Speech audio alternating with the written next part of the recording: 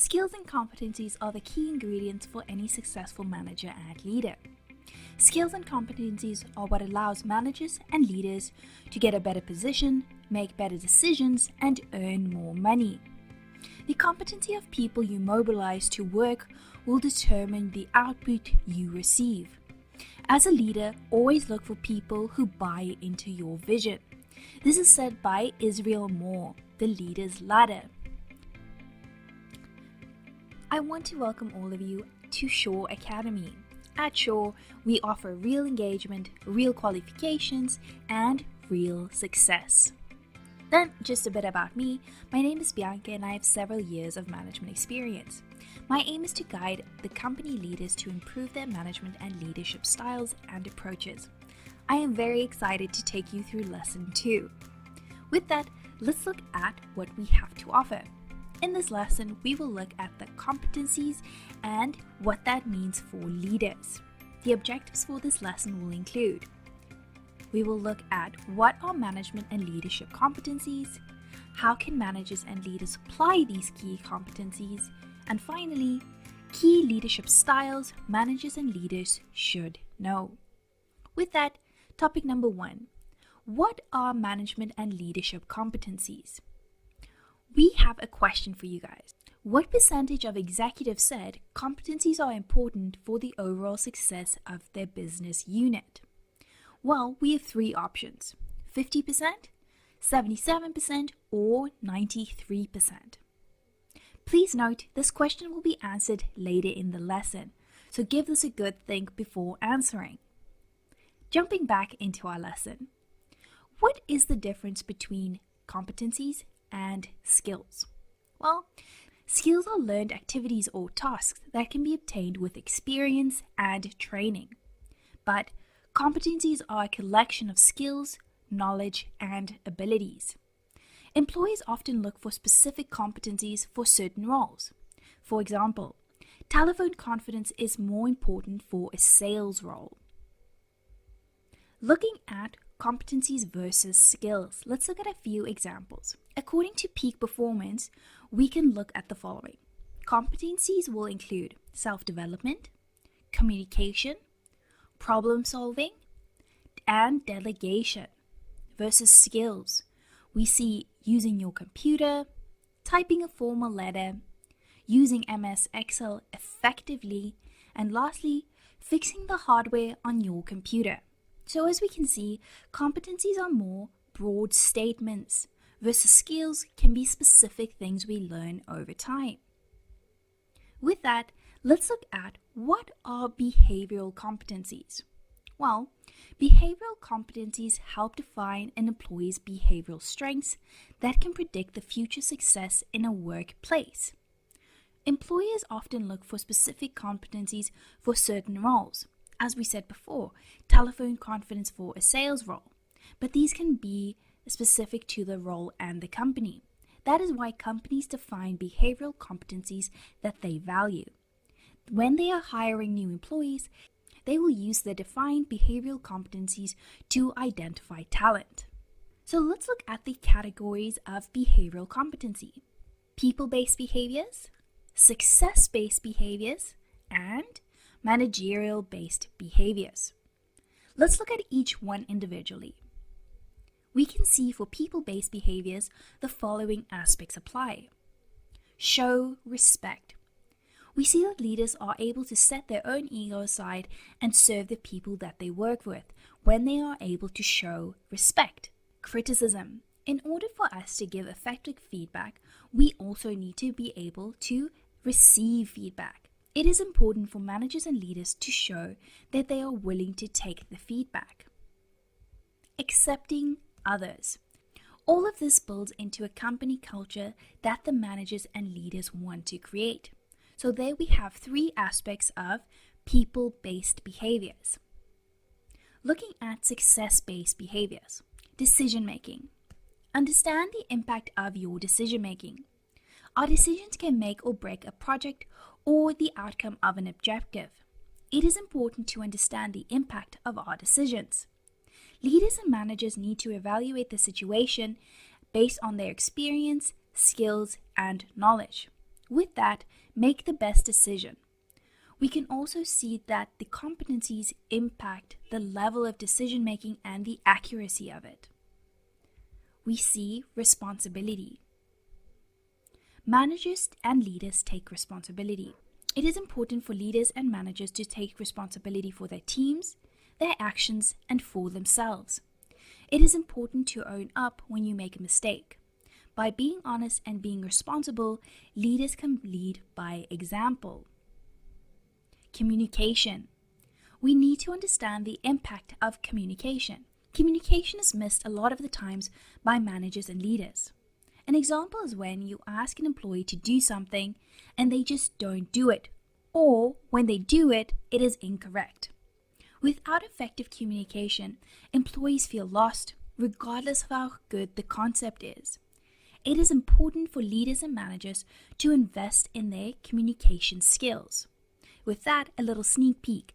In Lesson 9 of Module 1, we will go over the importance of communication and provide you guys with tools, frameworks, and practical outcomes. Let's look at managerial-based behaviors.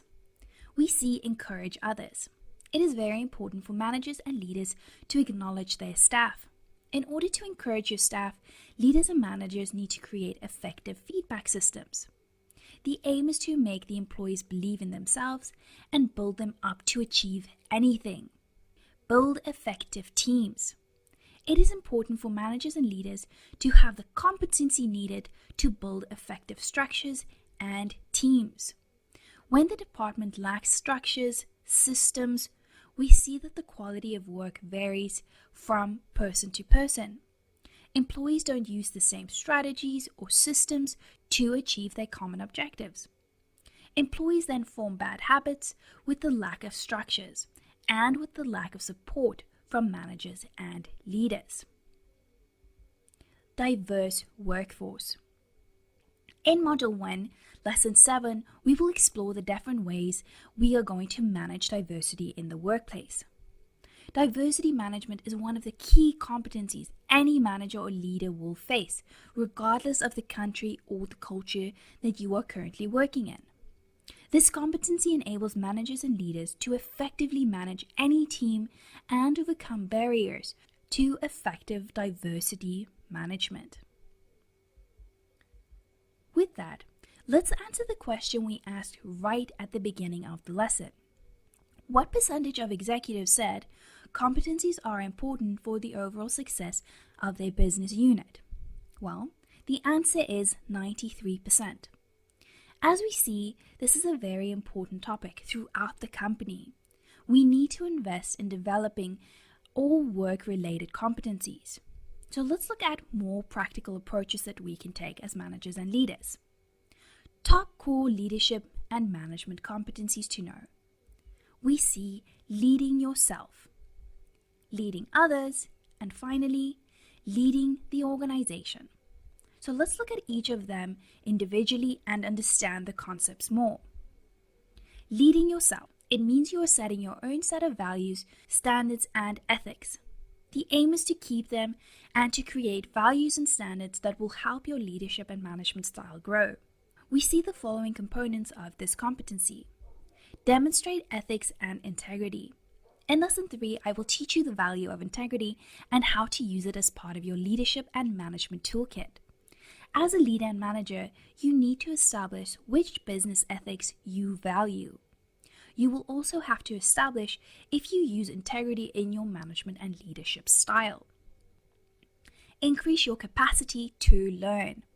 It is very important to create time for your own learning and development. Examples are workshops, short courses, and diplomas. It is essential for every manager and leader to never stop learning. The market keeps changing, and we need to stay on top of those changes. Increase your self-awareness. This means to understand how your actions impact those around you. It also means, as a leader and manager, you are able to see how others are feeling and you can support them if needed. This is a very important competency as it comes down to how we manage our teams. Develop adaptability. Adaptability is very in line with a growth mindset. The aim of developing adaptability is to be ready and open to any situation. Let's have a look at leading others as a key competency. Leading others. Leading others is a key competency that every leader and manager needs. As soon as you become a formal manager or leader, people management will become a key focus area for you. Let's have a look at some of the components for this key competency. Communicating effectively. Types of communication will include verbal, nonverbal, written, and visual. Verbal will refer to when you speak to others. You use your voice and a language. Nonverbal will be your body language, your gestures, and facial expressions. Written will include letters, memos, emails, and many more. Finally, visual will include art, drawings, charts, and graphs. All of these elements are part of what makes up effective communication. It is essential for managers and leaders to master these effective communication skills. Developing others. Developing others will refer to the improvement of other staff members. An example of a tool we use as managers and leaders is to create a personal improvement plan for an employee. The aim is for the manager and leader to identify a development path for the employee and guide them through it. It is essential for employees to buy into their own development in order for it to effectively work. Build and maintain relationships. There are various ways to build and maintain relationships in the workplace. The aim is for the leader and the manager to build effective relationships based on respect, trust, and integrity. Manage effective teams and work groups. It is very important competency for managing leaders to know how to build a team. Once you have built it, you need to maintain it and take your team to the next level. So how do we lead the organization? Managing change. The aim of change management is to allow for the company to apply change effectively and create a buy-in system from the employees. This leads to less resistance to change and a more open-minded culture. Solving problems and making decisions. Managers or leaders are looked to make hard decisions and also solve problems. As our experience, knowledge, and skill grows, so does our competency. It takes time to develop and master these competencies. It does not happen overnight. Setting visions and strategies. As we have noted, it is essential for leaders to set visions and for managers to set strategies that will lead the company. Visions and strategies need to be obtainable, realistic, and practical. Enhancing business skills and knowledge. We see that this means you have business acumen. Business acumen is defined as the keenness and quickness in your understanding and dealing with a business situation in a manner that is likely to lead to a good outcome. This is stated by the Oxford Dictionary. As business professionals, it is essential to develop our business understanding, principles, and terms. Then let's quickly jump into some housekeeping slides.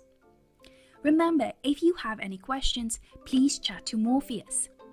He can answer any of your questions, and please make sure to rate his answers so that he can improve. We see summary notes. I provide summary notes with additional link resources to help guide you in your understanding and your studying. Lesson quizzes. After each lesson, there is a lesson quiz available. Please feel free to take your quiz to ensure that you are applying your knowledge. Ask your educator. Please feel free to email me at support@shoreacademy.com if you have any questions or if you need additional support. Let's look at a quick sneak peek. In Lesson 3, we are going to explore why leadership matters, the dimensions of leadership, and leading with humility. Very important topics that will help us build our competencies as we grow as leaders and managers. But that will have to wait for now as we move back into topic number 2. How can managers and leaders apply these key competencies that we mentioned in topic number 1? We have a few options. Basic leadership and management competencies applied. Firstly, we will be setting directions and goals. Then, how to give feedback. And lastly, recognizing performance. So let's look at number 1. Setting directions and goals. Be clear of what you are asking. Follow up with communication to ensure that everyone understands their roles and the tasks. Motivation is key. Even when presenting a new project or assignment, always make sure to motivate why we are taking on the project or assignment, ensuring that everyone understands the vision and why things are happening. Use the SMART system. Just like we said before, the SMART system is S specific, M measurable, A obtainable, R relevant, and T is timely. The aim is to set a goal and be able to achieve it. If we are not able to achieve it, it demoralizes our team. Verify if employees understand. Always check back after the team meeting to see if everyone is clear on what the task is. If you need to clarify, do so and verify again. Check in regularly to see that everyone's expectations are aligned and that they are performing the correct tasks. There you have it. 3 aspects of setting directions and goals. Before we move on to giving feedback, I want to recap what we covered in Lesson 1 regarding a growth mindset. Let's have a look. Embracing a growth mindset. I don't divide the world into weak and strong or successful and failures. I divide the world into learners and non-learners. By Benjamin Barber. So let's have a look. Understand the difference between a growth and a fixed mindset. With a growth mindset, I take feedback and I improve. With a fixed mindset, I get upset when I receive feedback and criticism. So we want to keep in mind that a growth mindset is the approach we need to take when giving and receiving feedback. Let's look at number 2, giving feedback. Purpose of feedback is to improve performance. We want to give employees practical advice and models to follow. The aim is to outline the positives and the negatives, but follow up with a plan of action. Give the employees the tools and the advice that they need. Also give the employees a timeline by when they need to apply the feedback. Managers must give regular feedback. It is very important to give real-time feedback. This means when you see a problem or you see an employee needs help, you jump to action. Invite the employee for a private one-on-one and give the feedback and plan of action. Positives must outweigh the negatives. Think about when you last got feedback. It's always nicer to hear more of the good than the bad. Well, the same applies when we give feedback. We want to outline both the good and the bad, but we have to give an outline of where the employees need to improve. Focus on the behavior and not the individual. The rule of thumb is never to get personal. You want to address the behaviors and give feedback. Always avoid personally attacking the employee, as this will lead to a very negative work environment. This can also lead to the employee not trusting you as a manager or a leader. Then, just a quick fact check for you guys. Did you know the Harvard Business Review reported that 82% of employees did not feel recognized by the companies? This is a high and unfortunate percentage. We want our employees to feel valued, know that they can trust us, and that we as a company and managers and leaders are recognizing individuals and group performance. Let's look at the differences between rewards and recognition. Reward. Rewards are tangible. It means this is something we can see, touch, feel. They are transactional. So when you do something good, you receive a reward. There's an exchange. The impact is not permanent. Expected but conditional. As we said, you have to do something in order to get the reward. For example, when you reach your sale targets, maybe you can get more of the commission system. So you are being rewarded for more work. Let's look at recognition. Recognition is not tangible. It is not something that we can see or touch. It is relational. This means it is based on the relationships that you have at work and with the organization. It's longer lasting. As this is a psychological recognition, it may last longer than a physical reward that is only monetary. It's surprising. So recognition can come in the form of a planned recognition system that the manager set up, or it is as easy as having a shout-out process. So how to communicate recognition and performance?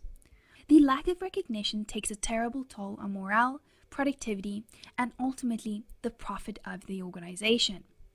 40% of employed Americans said that they would put in more energy into their work if they were recognized more often. Thus, it is vital to understand how recognition and rewards work. Let's look at inspire. Recognition is really primarily used to inspire performance. People want to know what they are doing means something. Your recognition reinforces the employee's understanding of how they would like to be seen and how they are contributing to the workplace and making it a better place. Most people crave recognition. Make it simple. An effective employee recognition system should be simple, immediate, and powerfully reinforced. You don't need to wait till the end of the project to reward success. You should learn to look for recognition and reward effort. The aim is for leaders and managers to learn to recognize and reward effort. We need to look to reinforce positive behavior. Over the long term, these positive behaviors will build up to a high-performing company culture. Again, we are developing the growth mindset culture by recognizing effort and not just performance. So we look for small wins. These wins will become big over the long term. Make it fun. Recognition should be an opportunity to have fun and call out winning behaviors. When people get recognized, they get more positive, they are more confident, and they feel comfortable in what they are doing. Make recognition part of your regular team meetings, and also make it personal. You can even reward that effort with something small, like a half day or a paid lunch, costing the company very little, but helping encourage and reinforcing the behavior in everyone. It's about investing in your people in ways that they will appreciate. Make it eligible. We will need to make it eligible for all employees to be recognized. You should never exclude any employee or group of employees. Recognition must be transparent.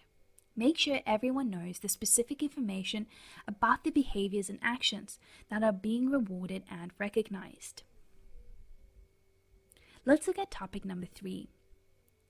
Key leadership styles all managers and leaders should know. Here we have 3 examples. We have Nelson Mandela, Barack Obama, and Steve Jobs. All of them represent a different leadership style. Nelson Mandela represents charismatic, inspirational, and transformational leaders. Barack Obama demonstrates democratic, participative leaders. And lastly, Steve Jobs represents autonomous, autocratic leaders. Let's explore the charismatic leadership style first. Nelson Mandela.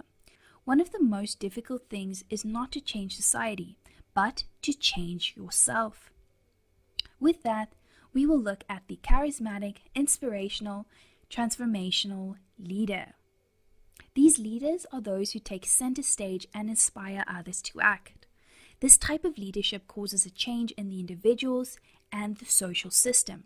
In its purest form, it creates valuable and positive changes among followers and the vision of developing the followers into leaders.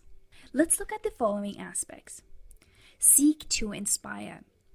These leaders look to inspire employees and seek to share their motivation. Leaders of change. These leaders bring change when they have a clear vision for the future. Share the vision. These leaders seek to share their belief in the employees and help the employees buy into a concept or project. They also look into innovation. These leaders are great for creating new visions, change, and bringing forth innovation. With that, here we have a quote from Barack Obama. If you are walking down the right path and you are willing to keep walking, eventually you'll make progress. Let's look at democratic or participative leaders. Let's have a look at a few of these components. Empowerment. A key feature of this leadership style is that the team members feel empowered because they are included in the decision making. Inclusion is key. This means everyone is involved in the decision making. This leads to inclusion, creativity, and innovation. Inexperience harms. Experience is a key in time of panic and quick decision making. Thus, when everyone is involved in the decision-making process, it can do more harm than good. In times of panic, the leader will need to take charge and make the decisions. The leader has the final say. So, although all parties can share ideas and input, the final decision rests with the leader. People are less likely to be competitive and collaborative more when they are working on joint goals. Therefore, this style lends itself to be creative and create innovative teams. When people make decisions together, the social commitment to one another is greater and thus increases the commitment to the decision. Several people deciding together can make for better decision making than one person alone. Note that a democratic leadership can be a sham when leaders ask for opinions and then they ignore the opinions and the decisions of the team. This is likely to lead to cynics and feelings of betrayal from the employees. So when you commit to a democratic leadership style, it is important to keep at it and involve the employees. Let's look at a quote from Steve Jobs. I do not adapt softness towards others because I want to make them better. With that, we are going to have a look at the autocratic leader. Autocratic leadership is a leadership style characterized by an individual's control over all decisions, and they ask for very little input from group memberships. This leader typically makes all the decisions based on their ideas and judgments. They rarely accept advice from their followers. Autocratic leadership involves absolute control over a group. It is characterized by very little trust. However, autocratic leaderships can be beneficial in some instances, such as when decision-making needs to be made quickly without consulting a large group of people. Some projects require strong leadership to get things done. When this leadership is the most knowledgeable person in the group, the autocratic leadership can lead to fast and effective decision-making. So let's have a look at some of the aspects. This leadership style is very unpopular, but it is also one of the most common leadership styles. But it is a very unliked leadership style. Error-free. This leadership style is very useful when the company needs error-free work. For example, in financial investment companies, they need very little mistakes. This type of leadership will ensure that the company follows directions and avoids mistakes, as it can cost the company a lot of money. All the power. The leader makes all the decisions and has all the power. This leader does not empower employees with inclusion and decision making. We see trust. This leader trusts themselves more than they trust other people. So, to sum up, here are some key things to note about this leadership style. This style has become something of a relic in today's business environment. Autocratic leadership is not suited to the environment in which members desire to share their opinions and participate in the decision-making process. Critics of the autocratic leadership style argue that this leadership style leads to higher member dissatisfaction, turnover, and people are not likely to want to be at work. So with all this knowledge in place, let's look at how can you determine your leadership style. So we have 4 steps. Let's look at consider your values. Leaders lead from their most deeply held values. Your behaviors and choices and actions are guided by those values. Do you know your personality traits? For example, are you an introvert or an extrovert? Do you have natural style and you can grow from these traits? What are your strengths and your weaknesses? Let's look at the leaders you admire. The aim is to learn from them and not copy those leaders. You can seek feedback and adjust accordingly. Keep in mind to give yourself enough time to grow as a leader and use the examples as guidelines. Finally, never stop learning. Top leaders like to read, listen, and engage.